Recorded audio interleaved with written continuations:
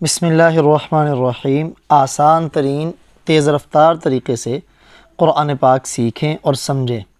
آج ہمارا سبق نمبر 11 کا پارٹ 2 ہے۔ پارٹ 1 میں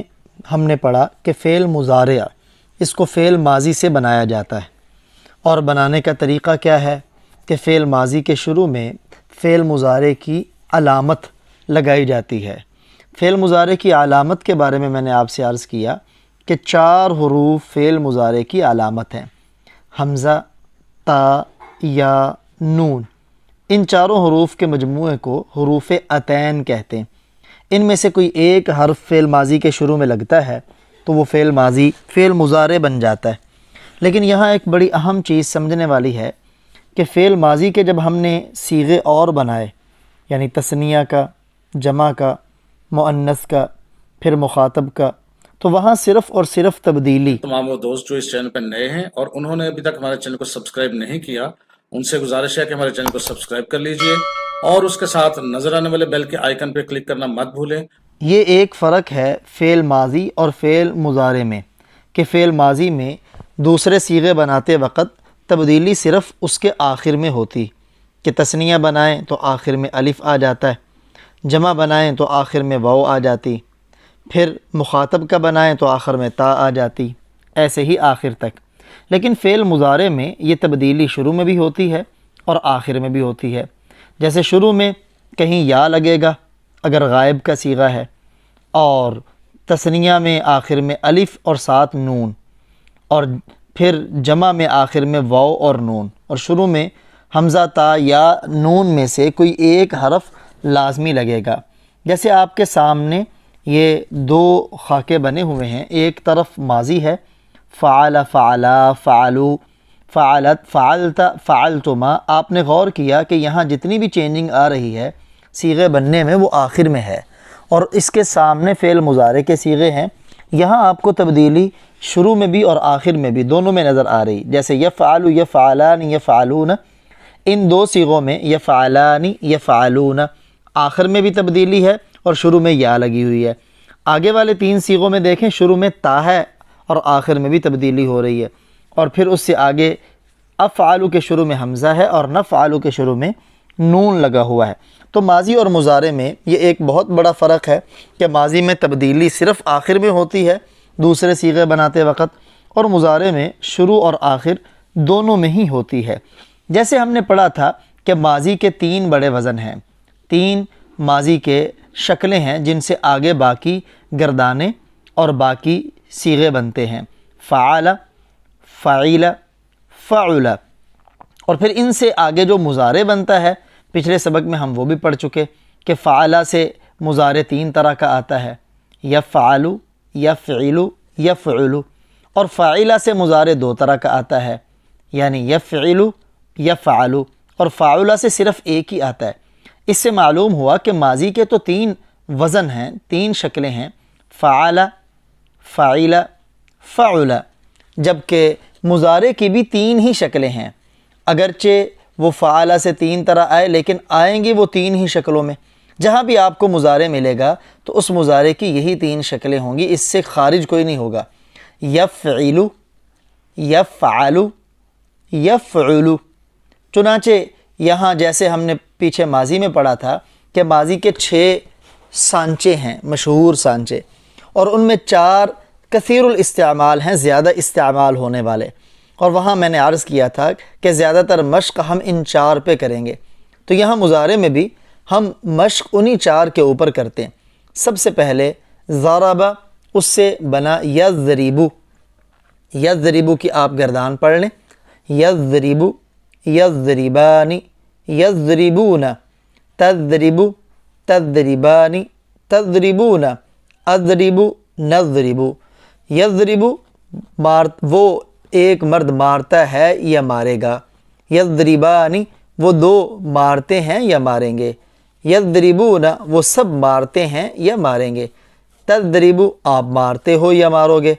تضربان آپ 2 مارتے ہو یا مارو گے، تضربون آپ سب مارتے ہو یا مارو گے، اضرب میں مارتا ہوں، نضرب ہم مارتے ہیں۔ ایسے ہی آپ اس کے شروع میں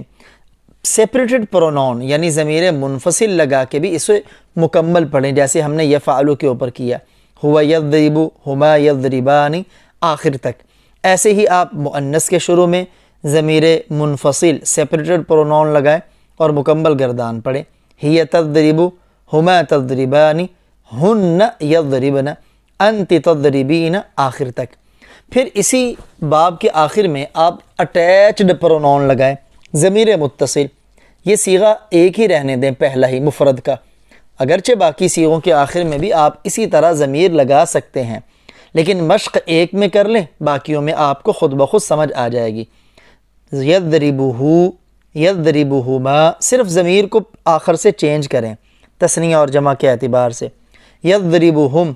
یضربک، یضربکما، یضربکم، یضربنی، یضربنا، اس ایک مرد کو مارتا ہے یا مارے گا، ان دو مردوں کو مارتا ہے یا مارے گا، یہ آخر تک یوں ہی ترجمہ۔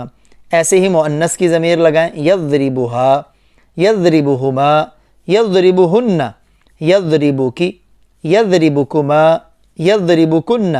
یضربنی، یضربنا۔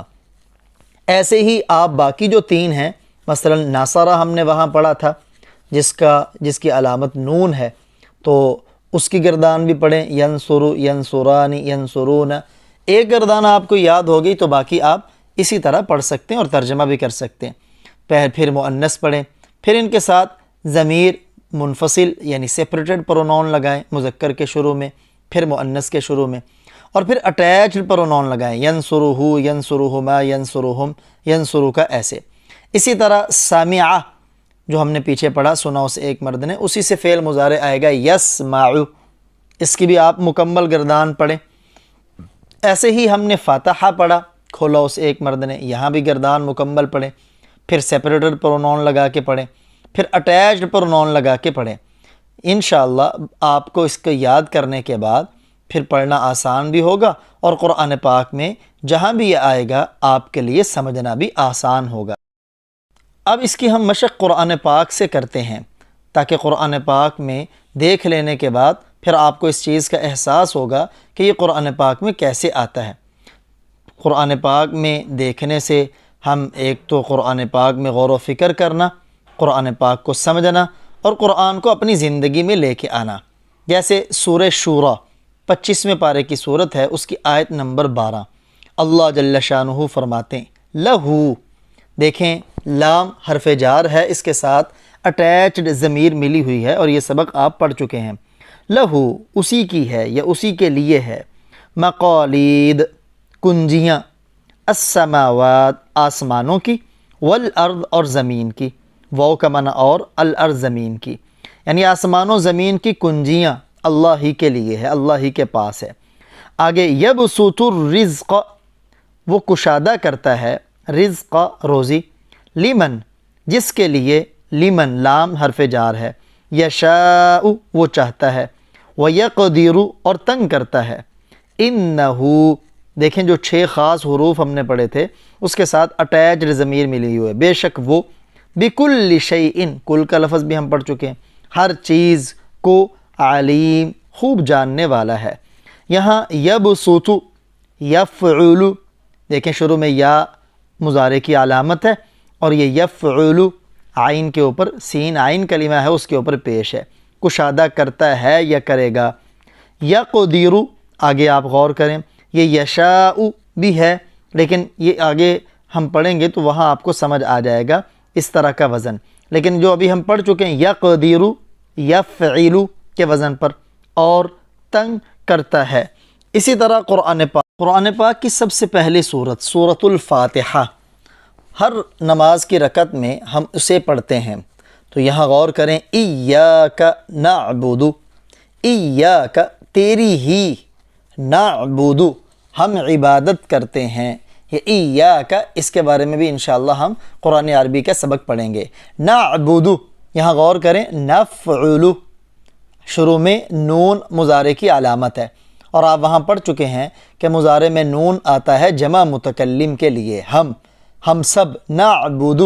عبادت کرتے ہیں، یعنی تیری ہی ہم سب عبادت کرتے ہیں، اور ظاہری بات ہے اللہ کے سوا کوئی عبادت کے لائق نہیں۔ یہاں اس آیت مبارکہ میں دیکھیں ثم پھر بعثناکم ہم نے تم کو دوبارہ زندہ کیا۔ یہاں غور کریں بعثنا فعل ماضی ہے فعلنا، آخر میں نا ہے اور نا متکلم کے لیے ہے ہم نے تمہیں اٹھایا۔ کم یہ کاف ضمیر متصل ہے، اٹیچڈ پرونون ہے، کاکماکم،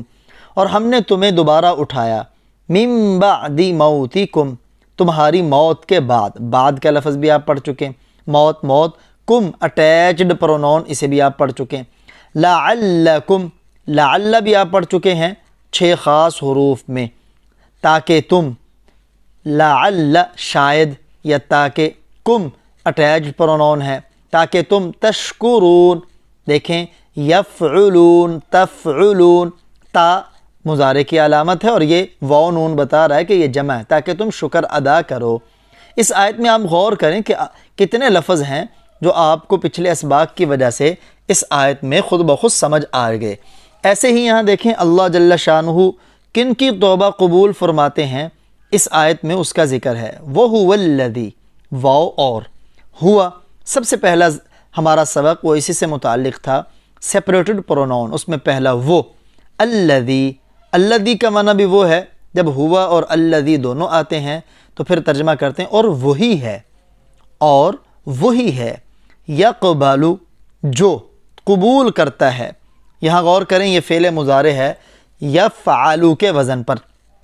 یفعلو یفعلو یفعلو، تو یہ یفعلو اور شروع میں یا مضارع کی علامت ہے، اور وہی قبول کرتا ہے، التوبہ توبہ، توبہ توبہ عربی کا ہی لفظ ہے، عن عبادہ، عن حروف جارہ جو آپ نے پڑھے اس میں عن آپ پڑھ چکے ہیں، عباد عبد کی جمع ہے، ہی ضمیر اٹیچ پرونون ہے، اپنے بندوں سے، اور وہی اپنے بندوں سے توبہ قبول کرتا ہے، وَيَعْفُو اور معاف کرتا ہے، درگزر کرتا ہے، عن السیئات برائیوں سے، وَيَعْلَمُ یعلم پہ غور کریں یہ بھی فعل مضارع ہے، اور وہ جانتا ہے، ما تفعلون جو تم کرتے ہو، تفعلون میں بھی دیکھیں تا شروع میں مضارع کی علامت ہے اور آخر میں واو نون، یہ اس کے جمع ہونے پر دلالت کر رہا ہے۔ اسی طرح آپ قرآن پاک لے کے بیٹھیں اور اس میں وہ جو 4 حرف ہم نے حمزہ، تا یا نون جس لفظ کے شروع میں آئیں تو یہ علامت ہے کہ یہ فعل مضارع ہے، پھر آپ اس کا ترجمہ کرنے کی کوشش کریں، اور اگر ترجمہ نہ پتہ چل سکے تو ڈکشنری آپ استعمال کریں، انشاءاللہ آپ کے لیے ترجمہ کرنا آسان ہو جائے گا۔